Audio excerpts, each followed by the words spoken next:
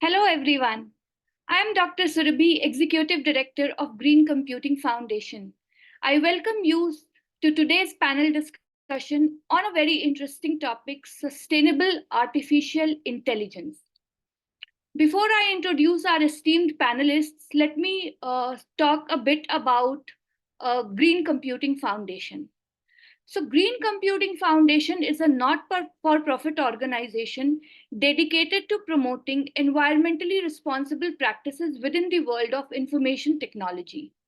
Our mission is to build a community that fosters sustainable IT practices through education, collaboration, and innovation, promoting environmental responsibility, social equity, and economic development. So, as we all understand, sustainability is an area where collaboration and collective actions are the key. In order to catalyze the widespread adoption of sustainable IT practices, foster innovation, and achieve tangible environmental benefits across industries, we definitely need an ecosystem. And this is where Green Computing Foundation plays an important role. So we work with individuals, organizations, and communities. We help them in their sustainability journey by providing education and awareness on the subject. We handhold them in their projects by imparting the know how. We help them leveraging their expertise to develop the best practices and knowledge resources on sustainable IT. And we also highlight their good work through thought leadership opportunities and so on. We provide a platform where the stakeholders can collaborate and grow on their sustainability journey. So I invite all of you to join forces and actively engage with the Green Computing Foundation. And to learn more about us, you can always check our website, which is www.greencomputingfoundation.org.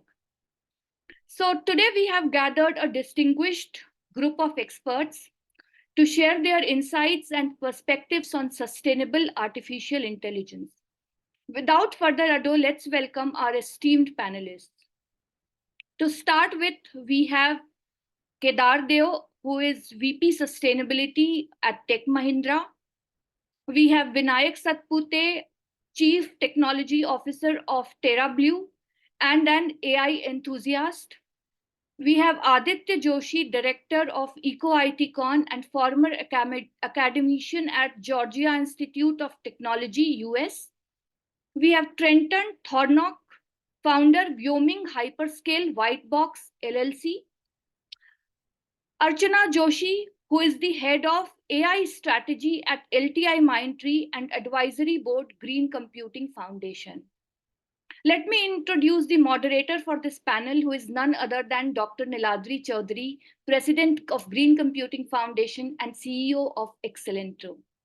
A very warm welcome to all of you in today's show. With this, I request Dr. Niladri to take over the discussion for today. Thank you. Thank you, Saravi, and welcome all the panelists here. So today we are going with a very interesting topic because the frenzy that is going on with AI is everywhere, whether it is individual, whether it is the organizations. And even today, when we look at a few days back or a few months back, when still we were talking about DevOps, DevSecOps, suddenly today we see that there is no fund for that. And the funds, everything has got diverted to AI. So in an individual level, in a corporate level, we are all looking at the various aspects of AI, and talks are going on both in terms of whether it is good or bad. So we are going to talk about AI on the sustainability front, right? So to start with, I will first say that today, on one side, we see that AI is creating a lot of negative impact on the climate. We see because of AI, there is huge amount of pressure on the power grids. There's a lot of carbon footprint getting created. Water usage has increased because the cooling is required to be more. and that uses up a lot of water. You know the figures, I'm not going to talk about it. On the other side, we also see that how AI can help in sustainability. And that is what we are going to start with. So to start with, I will first ask Archana Joshi to say, what do you think are the potential environmental impacts of large scale AI implementation? And can it be mitigated?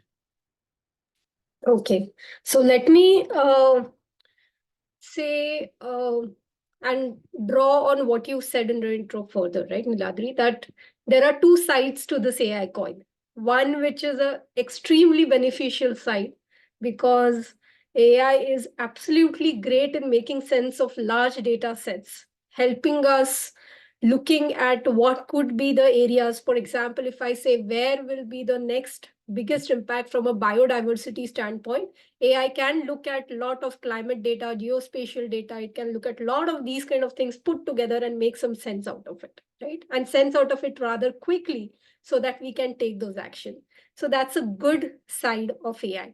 And like we always say, too much of a good thing also leads to a bad thing. That bad thing is rightly pointed, as you say, energy consumption, which is increasing.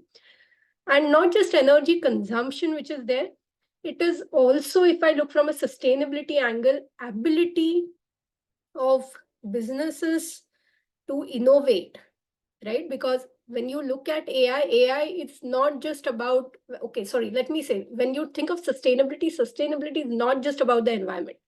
Sustainability is also about ability of the business to sustain itself from an employee standpoint, from a people standpoint, ability to bring in diverse ideas and innovate based on it, right? So while the energy impact on the compute is something which affects the environment sustainability, there is also a side which is all about the employee sustainability, right? Which means that yes, AI will affect jobs in some shape or form. AI will also, today the data on which AI is trained has some inherent biases which needs to remove. So it will affect the outputs of it if it is used in certain context where biases shouldn't be there. For example, recruitment and those kind of things, we have to take extra steps to remove those biases, right? So that's the flip side of AI. Now, coming to your question, whether this can be mitigated, there's no easy answer to it. And I think everybody need to join forces to look at the mitigation aspect. For the first part, which is on the environmental sustainability, yes, you can move to probably green ways of powering your data centers. You can look at more sustainable materials in the compute that your hardware that you are using. You might want to think of things like narrow LLMs, which looks at an LLM which is contextual to your area only, rather than looking at a LLM which is trained on what happens in a what happened in World War II versus what needs to happen in your enterprise context, right?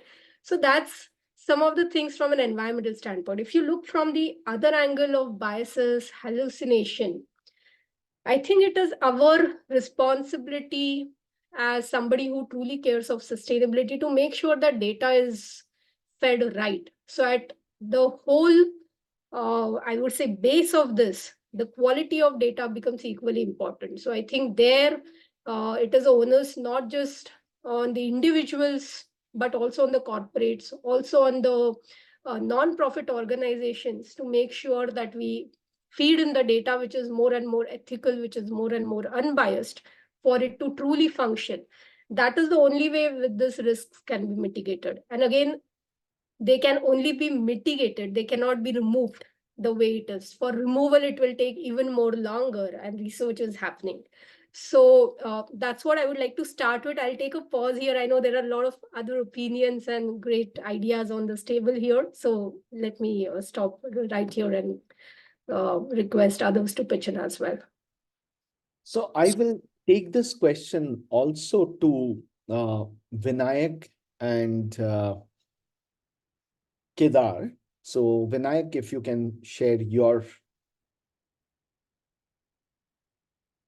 Absolutely. First of all, thank you for having me on this discussion, Dr. Niladri. Very happy to be part of this discussion.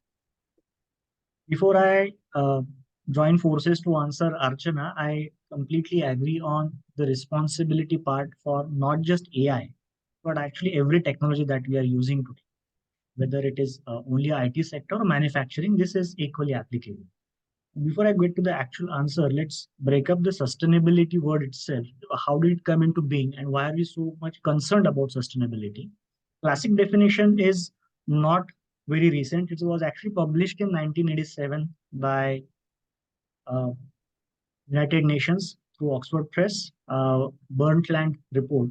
It clearly called out that satisfying the needs of the current generation without compromising the needs of our future generations.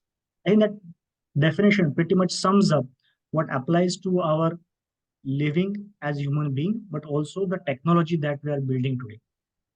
Like the natural forces are beautiful when they are controlled. River flowing within its banks, controlled fire, and controlled rains.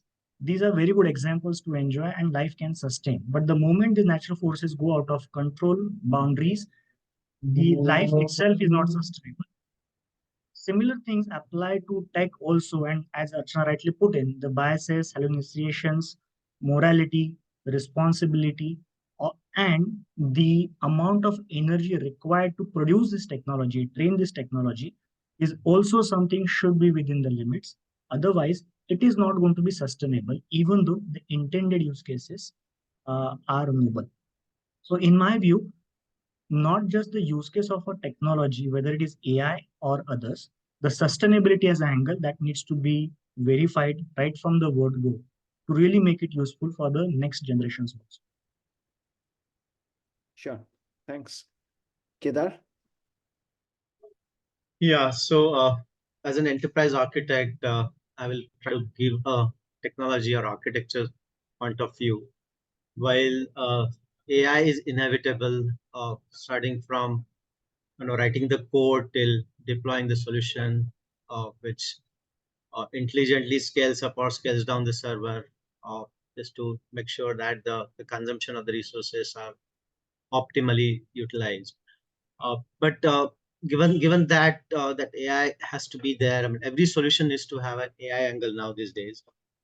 So that's given. So how can we make this AI a responsible AI? I think that's where the sustainability angle comes into the picture. And most important thing is there's a very less awareness of, or I'll say there's no. I just gave a roundtable discussion on ethical usage of the AI and non-ethical usage of the AI. But at the end of the day, there are no policies, at least dictated by the government, where how to make a AI responsible. While organizations are talking about it, everybody wants to have their own unbiased machine learning model, as you must have seen the recent case of Google Gemini. So there are a lot of unethical usage of the AI, uh, which is on the flip side, as Achana was pointing it out. But on the positive side, when we want to use AI, there are multiple level of architecture concerns. I just want to bring three or four in the interest of time. Based on my architecture intervention, I just create one use case so that it becomes more use case specific architecture concerns when it comes to implementing AI. So it was my one of the pet projects where I was doing a multi-disease prediction using a machine learning or AI model, and I want to introduce this responsible AI while implementing this use case. So from the architecture perspective, we started saying instead of CPU, use GPU, because it used to take 9 hours to train the model on CPU. So instead, we got GPU, which is more computational intensive and consumes less energy.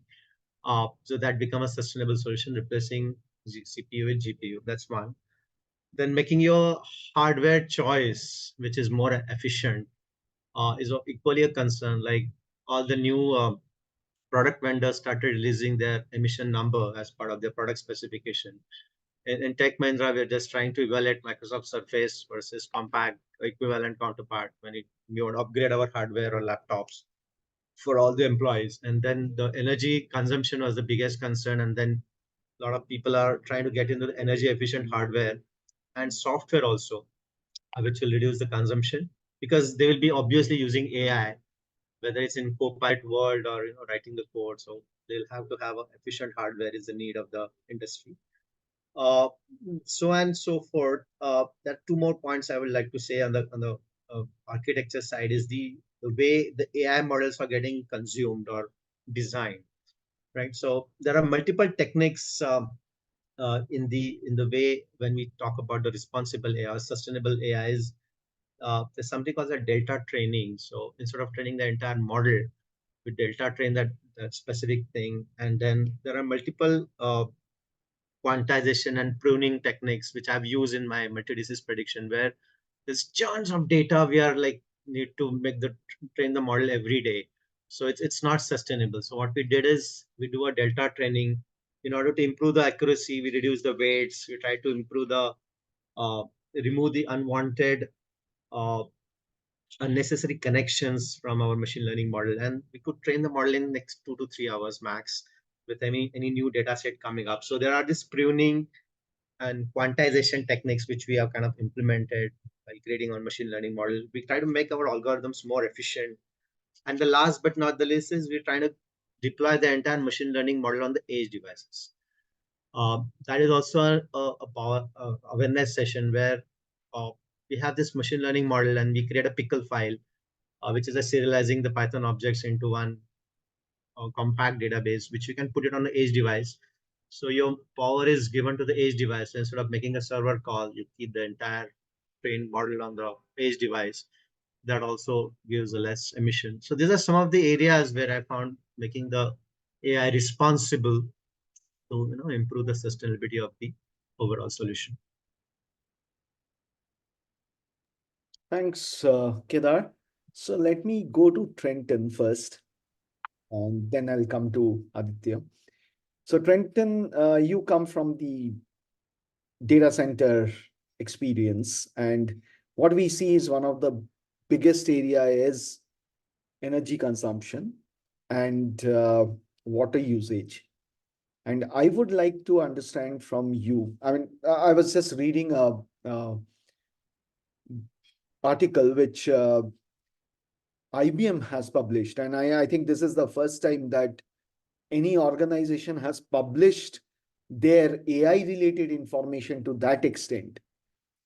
If you get a chance, look at the Granite Foundation model by IBM, and they have clearly spelled out various technical aspects in details of how they have gone about what they do, what is their energy and all. And there itself, I see that 153,074.3767 kilowatt hour of energy is consumed by training the first model of Granite 13B, right? So we can see the huge amount of energy requirement that is coming up.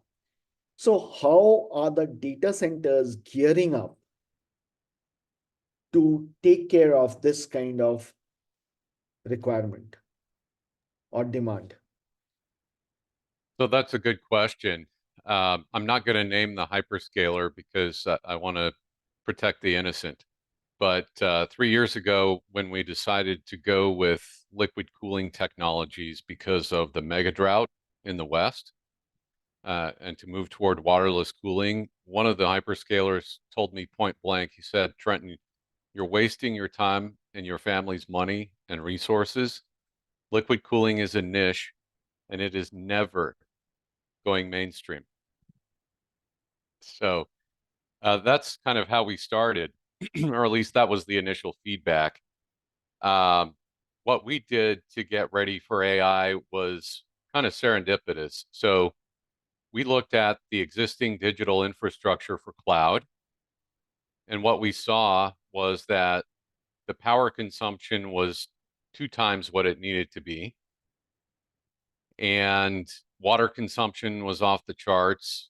And our decision was to take an approach to bring water consumption down to zero.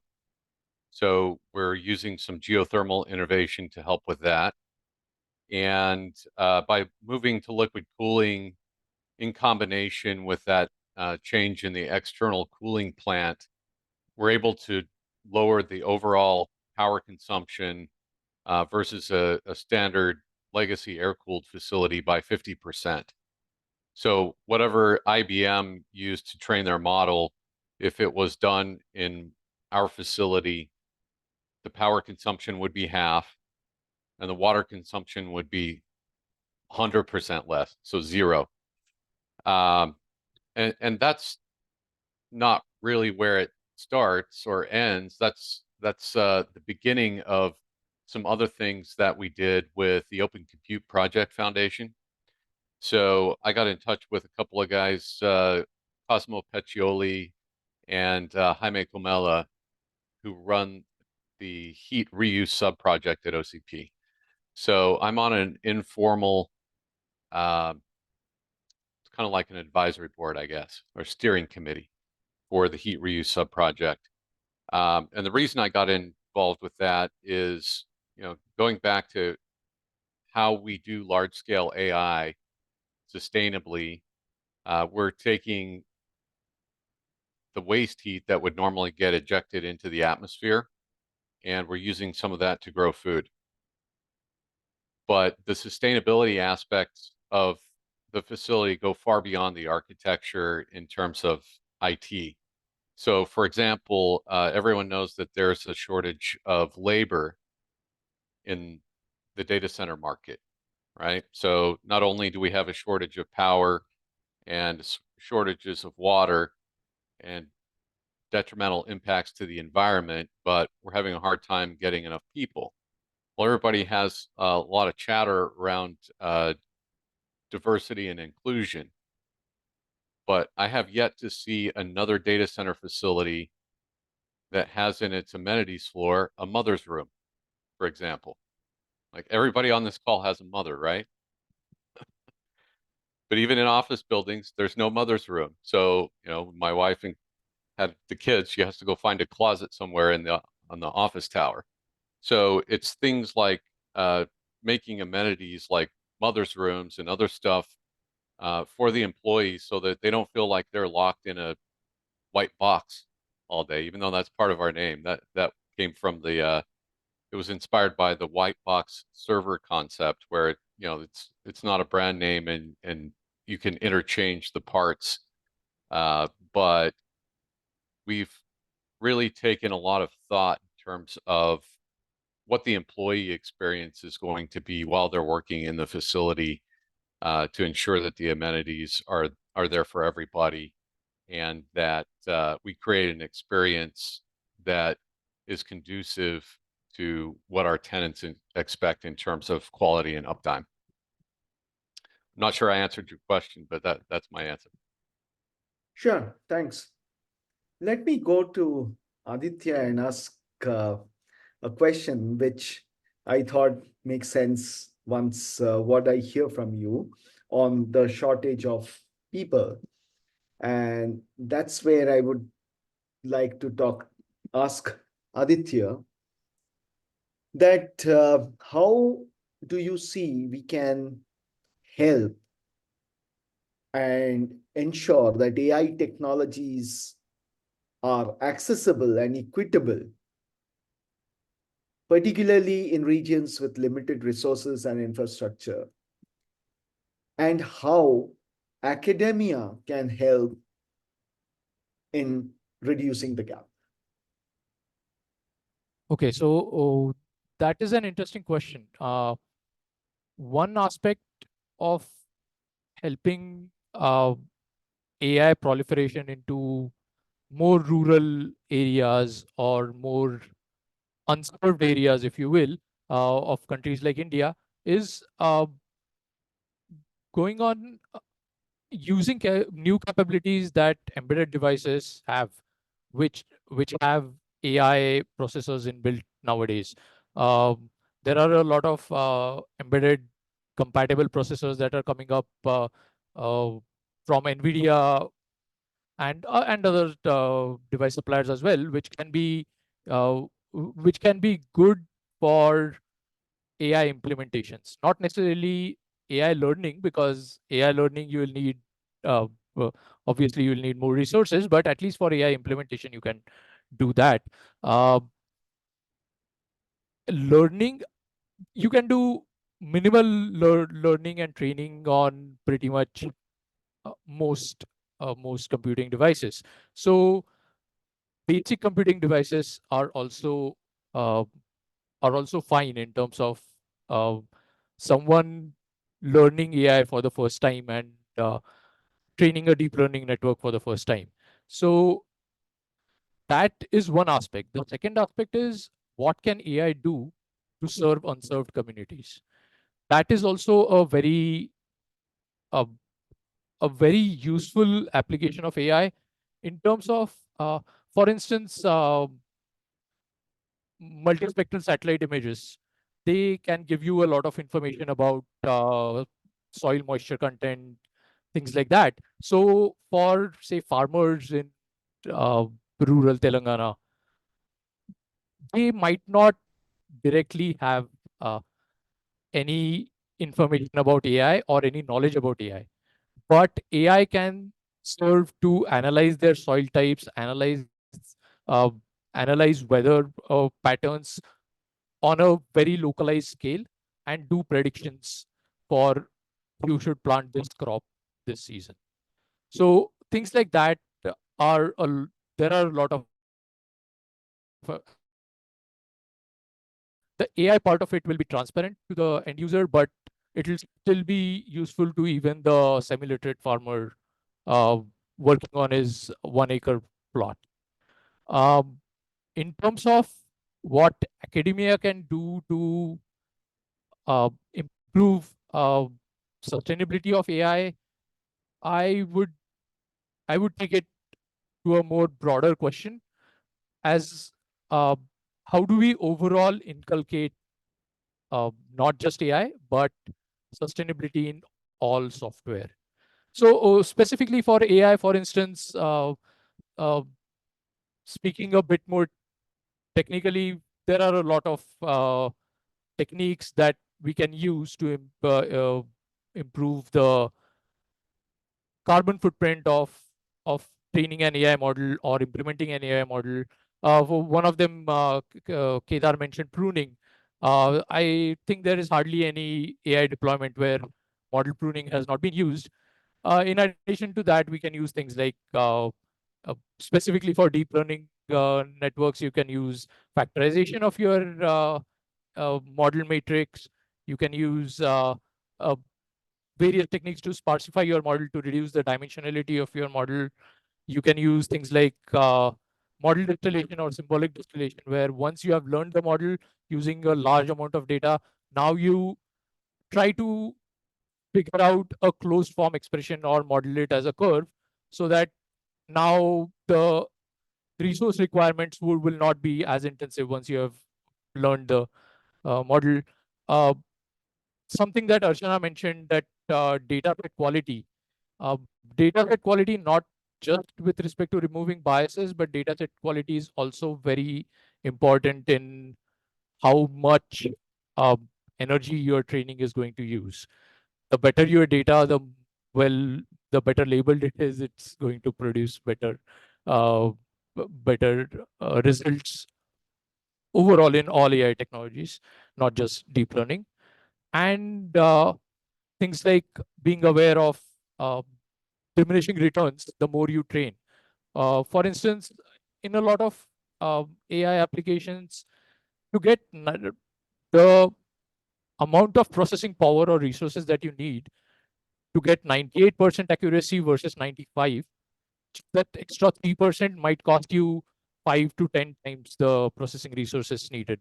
So think about your application, and if 95% accuracy is fine, stop at 95%. Don't change the 98%, which is going to make it 10 times more resource expensive. So in these are aspects of um, of what a developer can do, but that is not the whole story. Uh, it needs to be the whole sustainability in technology and sustainability in IT needs to be a much bigger effort. it needs to start, coming to your question about academia, it needs to start right when a student is learning software development or learning to write code. So, and it needs to be part of the curriculum, an awareness of what impact the code that I'm writing is going to cause. Impact in terms of carbon footprint, in terms of energy requirement, in terms of hardware upgradation requirements. So that also has to be reflected in your. Hello? Yeah, go ahead. Yeah. So I thought I lost my connection for a second.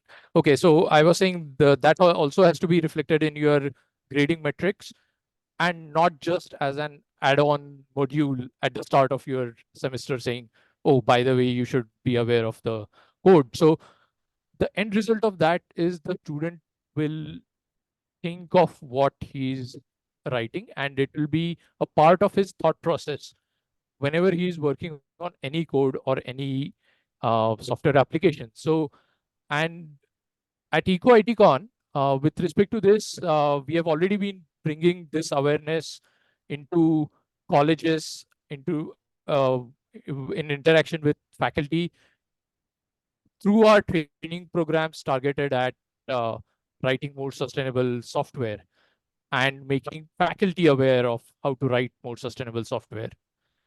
So academia definitely plays a part. Academia is the one who comes up with, as requirements increase, how to get around those. For instance, one statistic that quickly came to mind is, compared to the early deep learning networks of 2012, 2013, barely 10 years later, the biggest networks, deep learning networks, are using 100,000 to 200,000 times more computation compared to just 10 years ago. So that is a huge increase. So as this has increased, obviously academia has come up with multiple solutions and multiple research approaches to. Um, uh, I talked about a few of those, but those are not the only ones, and that was more focused on model. But there are other approaches. Obviously, uh, during training, you can modularize it and reuse parts of your training intelligently. So that is obviously something also that is academia driven. But uh, not just uh, not just with regards to academia, but I would also like to bring in corporates. Uh, at EcoITCon, we have been trying to get both corporates and academia to write better code. With corporates, things are not necessarily as straightforward because their push and pull factors are different um, and more, frankly. So with corporates, the question also comes in why? Why should I write more eco-friendly code, or why should I be aware of carbon footprint if it is going to cost me more in developer costs? So in addition to how we make something more efficient, the question of why we should make something more efficient is also critical for corporates. And when talking about corporate motivations, uh, a carrot and stick approach, or carrot or stick, either can be a motivating factor. In this specifically, the stick part is all the mandates that are progressively coming in about reporting requirements of your energy consumptions, etc. Best practices that industry organizations are coming up with, how to write better code, how to optimize your code better, and financial institutions who want to fund only sustainable enterprises. Sure. That So yes, yes. come back to that because we are deviating a little bit more. Oh yeah, Yes. yeah. Um, so let's come to Archana once, and let me ask you that what do you think that AI can be used to promote sustainability across the various industries, whether it is BFSI, whether it is manufacturing, whether it is even agriculture? Um, e-commerce, wherever, even for that matter, sustainability. Like one of the use cases that comes to my mind is that there is no standard framework for reporting. Consolidating all those together is a huge task. Maybe AI can help in consolidating all of these to make it into a one single place where we have all the information, and that helps organizations to be ready for any which way they want to go. So similarly, what are the use cases that you think in different domains AI can help in practicing sustainability? Yeah. So to do that, let me just give a base of how AI operates, right? So AI has two angles to it. One is the deterministic part, and then is the probabilistic part, which is more coming into notion with generative AI coming on fold, right? What is deterministic part? Deterministic part is feed in lots of data and give me things which are most often will have the same kind of output, which means it's more fact-based.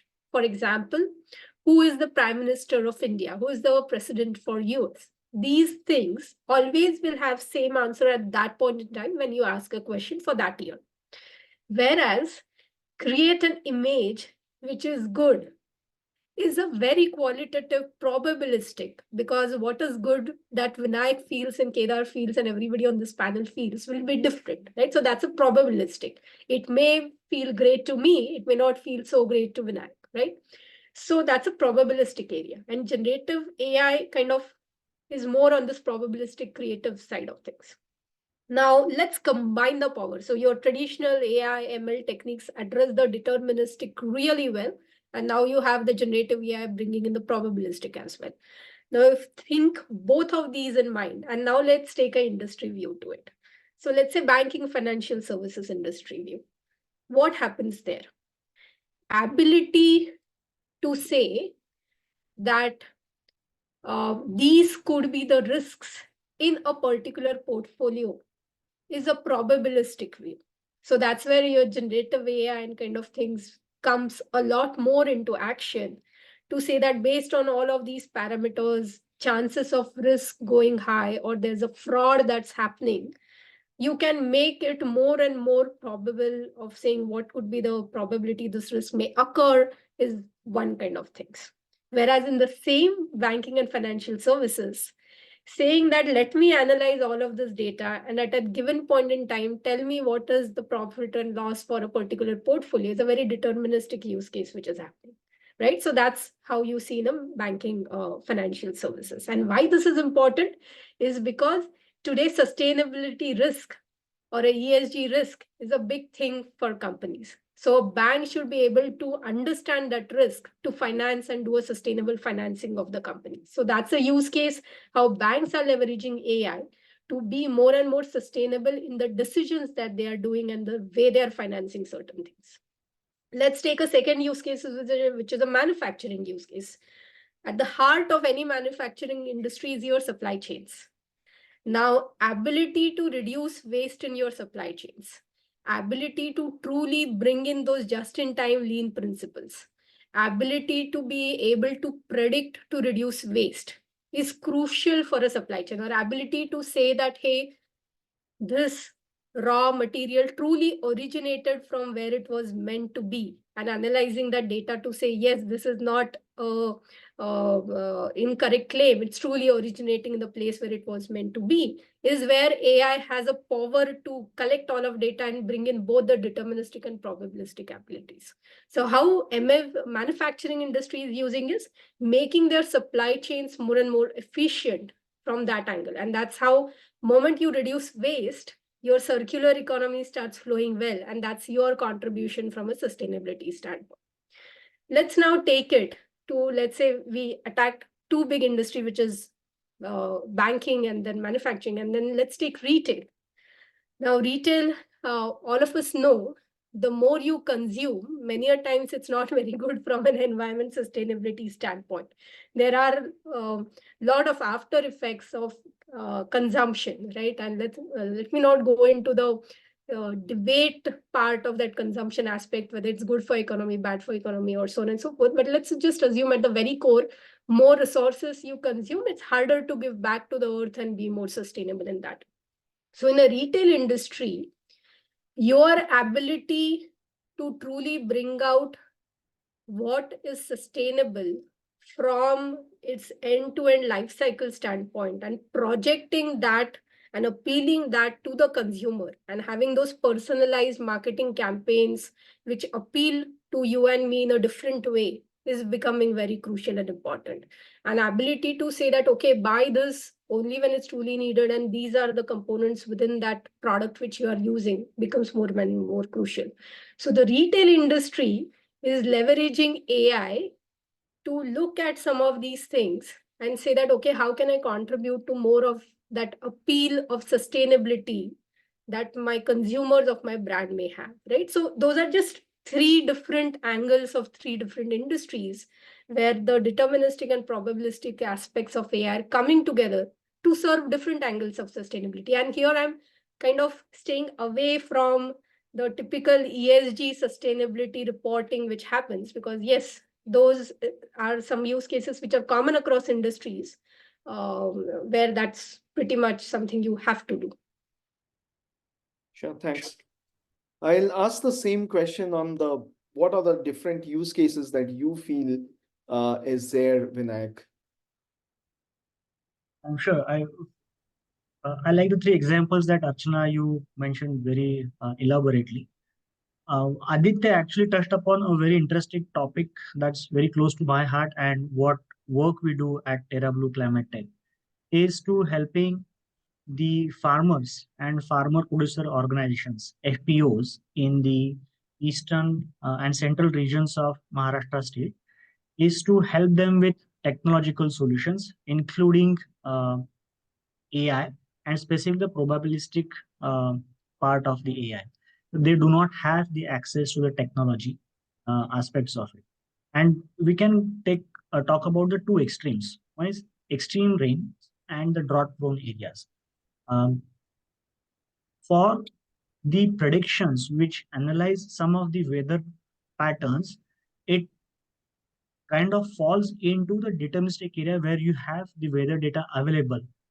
But now, in the recent 10 to 15 years, the weather patterns have been changing so drastically.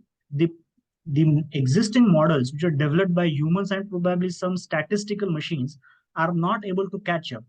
The variations in the soil pattern, weather, wind, um, and the atmospheric changes are not possible to be analyzed with the models that we have, and we do not have any other choice but to go with generative AI in the probabilistic category.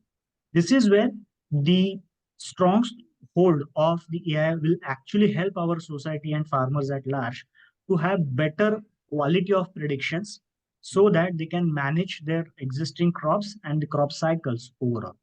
This is one such sustainability AI-led testing that we started conducting with the farmers from Maharashtra starting December last year. And it is very early signs, but we see that early warning signs would actually help, and we are seeing some good positive results. Whereas when it comes to the extra rains, the coastal regions of many countries and many cities within India also could largely benefit. There was a study that Indian Meteorological Department published a couple of years ago, and they have been at the top of their voice, alarming uh, for the safety of our city of Mumbai. Now, it seems improbable that it will happen and it will go underwater because of the tidal increase. However, the rapid pace of melting glaciers and overall increase in the sea levels are not far away that the coastal cities are actually at risk. So the rate of the risk prediction and how to protect these cities through various solutions will again be possible with only with help of AI, because the existing models do not cater to this vastness of the problem. There are multiple types of diverse data sets. When we feed into only the AI-led systems can help us. So two extremes, extreme rainfalls, rising sea levels, or drought conditions are some of the extreme conditions which will affect our sustainability of human race at large, and also the livelihood of many cities and people. In addition to that, I see huge potential of AI in cyber security area. And a lot of it has been talked about it. Smart contracts would also help us to strengthen our banking and legal systems, which would lead to essentially some of the peace. And like Archana said, there are voluntary reports and mandate reports. Come what may, mandate reports will have to be complied. The deterministic nature would actually reduce the burden of producing such type of reports and keep us honest. And the voluntary reports would actually bring out the best intentions of the organizations so that they keep supporting the societies at large. I think these are some of the use cases, extended use cases. I personally look forward to how they will shape up in the next coming years. Sure. Thanks. So Kedar, coming to you, I mean, we see a lot of use cases. We see that it is going to help us in multiple ways. And similarly, we also see that there's a lot of negative impact as we started. So I would like to understand from you that what are the things from the architecture point of view that we can do to help reduce the negative effect and get the positive result out of things. Maybe things like, does it make sense to have a collaboration where use trained models for, I mean, it can be within the organization, it can be beyond the organization. Obviously, the data governance comes into play, but can we use trained models, already trained models for our different work? Can we look at training to be done in smaller parts, like not the heavy kind of a data center, but in a more smaller kind of smaller infrastructures? Can we look at the tiny or small language models? What all can be done to reduce the overall impact but get a good result out of it? And along with that, how do you tie in the data management aspect of it? Because what I feel is, I mean, in my time, we always used to have the garbage in, garbage out. But now it is garbage in and trillion times of garbage out that happens. So how do you manage the data to reduce and make it crisp, make it unbiased, make it more ethical so that what comes out is good, but at the same time, it reduces your overall processing needs of a model?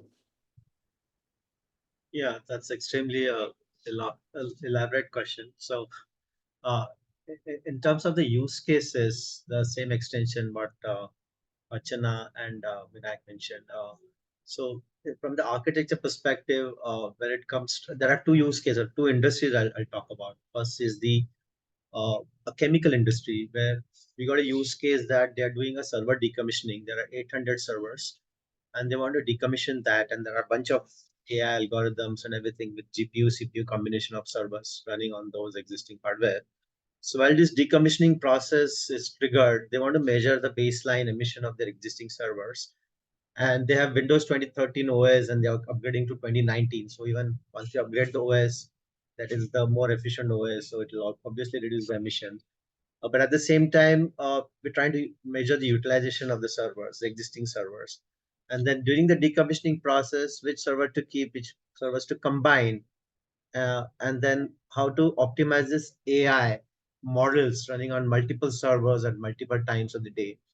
So from the architecture perspective, we did a baselining number, and then we coming up with the containerization world where we want to deploy the AI models in the lightweight containers, like for example Docker, so that instead of spinning up actually physical hardware and GPU CPU will have this lightweight or Docker kind of a setup where we keep the data, we train that, and whatever the resources it needs to train that particular resources, we scale up or scale down as and when needed. So that's how we optimize the utilization of the servers by creating a containerized version of that data set or AI models. So that's the deployment side of the things. And then we also kind of suggested a technology change there. So while the OS is getting upgraded, there are multiple database, SQL Server, .NET applications, and multiple uh, complex business processes running on those different servers. So what we said is uh, converting every service into microservices is not practical. But if we convert those microservices, we isolate the components so that we can allocate the resources efficiently, for those business processes. That's also going to be very, very energy efficient. So that's on the architecture side. Uh, so this is like what we call green with software. So using the technology, right technology to reduce the emission, or during decommissioning, choosing the right technology stack to reduce the emission, or employ the enterprise architecture techniques like Dockerization or containerization or microservices. So this is one part.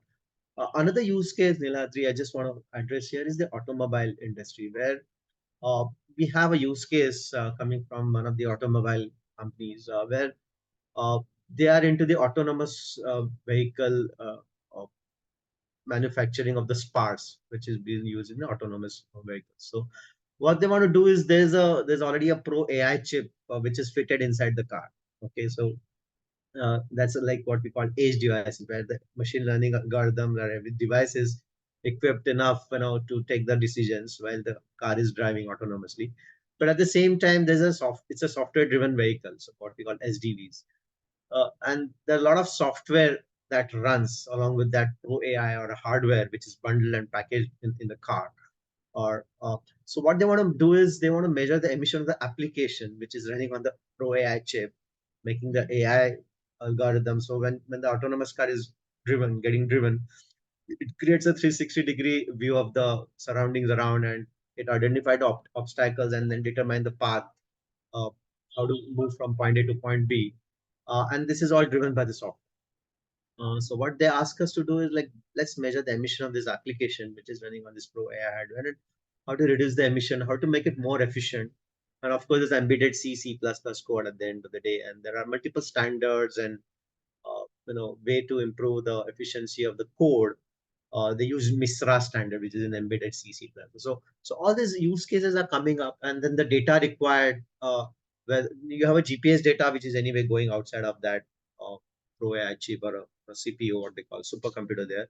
But a lot of decisionings can happen locally, centrally on that server, which is packaged with the car.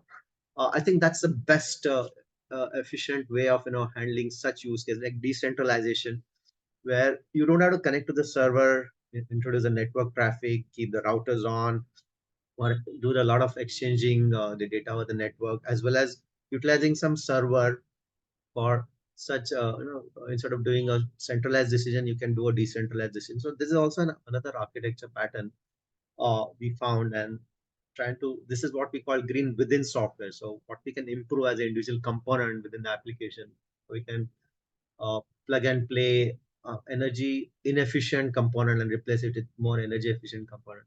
So these are the two strong use cases and architecture concerns, and where the data plays a bigger role, as you mentioned very rightly.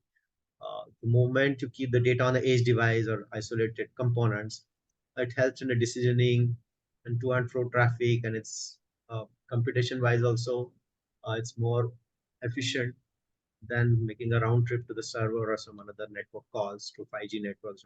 So this is what I learned, and this similar requirements is happening across industries, chemical and automobile. Similar requirement is across, as Archana mentioned, about retail and manufacturing or supply chain. So this is a pattern of using the AI in a responsible manner, and doing some green with software, green within software, to make your world more sustainable and more efficient. And at the end of the day, you're more carbon efficient. Sure. Thanks. So question to Trenton, and after this, I will ask one more question, which will be the same question for all of you, but you will get only 30 seconds to answer after Trenton's answer. Trenton, two things I would like to understand. One, what are the new innovations that are happening on the data center side to tackle with the heavy demand of AI, Gen AI? And number two, you said you are working on some projects, and I would like to understand if you can give some idea in terms of, is there a way to use the heat generated, where the heat is generated in a data center, in creating power for the data center itself? I'm not talking about heat generated is moved to some other pellet companies or manufacturing company or to the community or to the community swimming pool and all, but can it be reused for generating power?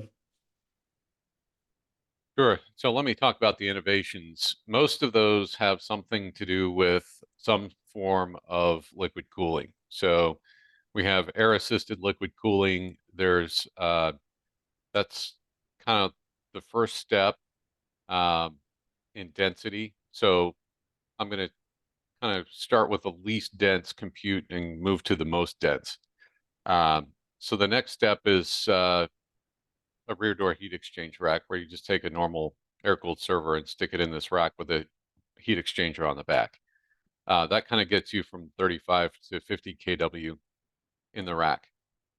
Moving to single phase immersion moves you up to 80 to 120 kW in the tank.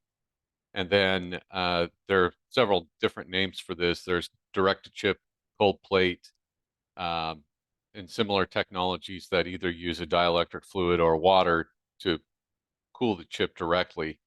All these are much more efficient than air just by basic physics. And it also allows us to extract the heat, which is energy, from the chip and then reuse it. In terms of heat reuse, in the OCP sub-project, we've identified about 15 different use cases for heat reuse. Electricity generation is not one of them. And that mainly has to do with the temperature deltas that can be achieved inside the cooling system. So there are other processes that are ancillary to the data center, like power generation, where we can extract heat and do cogeneration type operations.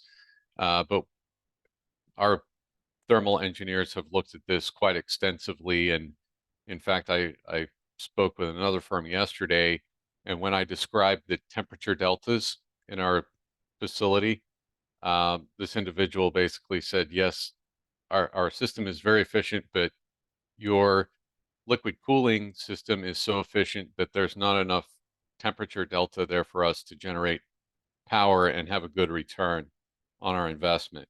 So that's probably not the answer that you were hoping for, but we want to be realistic in terms of what we're deploying here.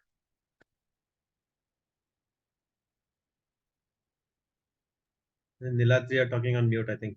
Yeah, thanks a lot. So 30 seconds each one of you get. And the question is, how can policymakers, researchers, and industry leaders collaborate to establish guidelines and regulations that promote the sustainable development and deployment of AI technologies, including Gen AI? So we will start with Archana. How can they collaborate? I think they should talk more. Today, things are happening in isolation. Coming together combined power is going to help. That's my 30 seconds. Yeah. Kedar? Yeah, similarly, the collaboration and the researching together is the key success factor. So all the institutes and even the industry needs to collaborate together, share the best practices for energy efficient AI development.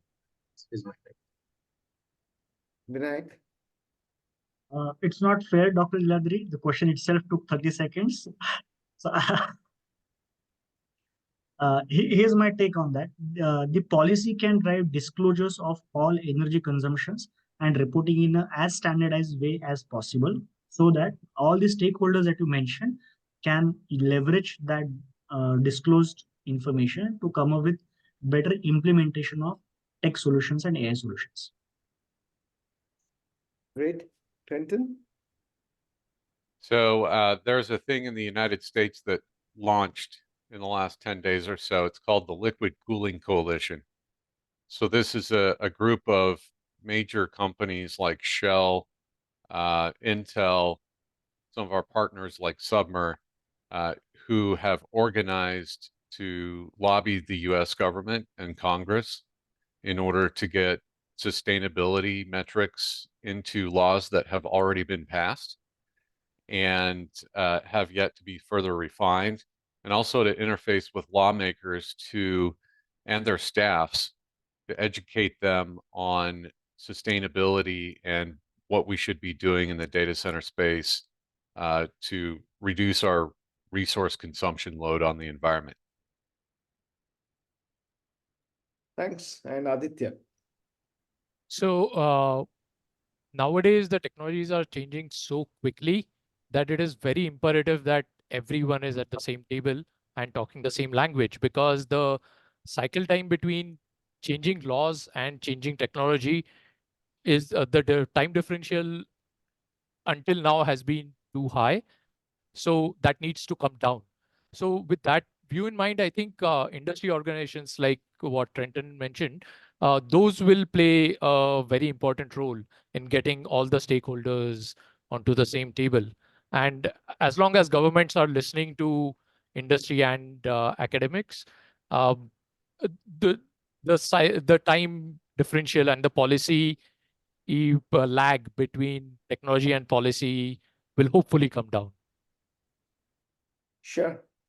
Thanks. I think we had a good set of learning, and I hope that all of you also got some points for you to take back in this. And I'm sure that there will be enough material for people to start thinking about AI and sustainability with this when the people starts hearing this recording of this panel discussion.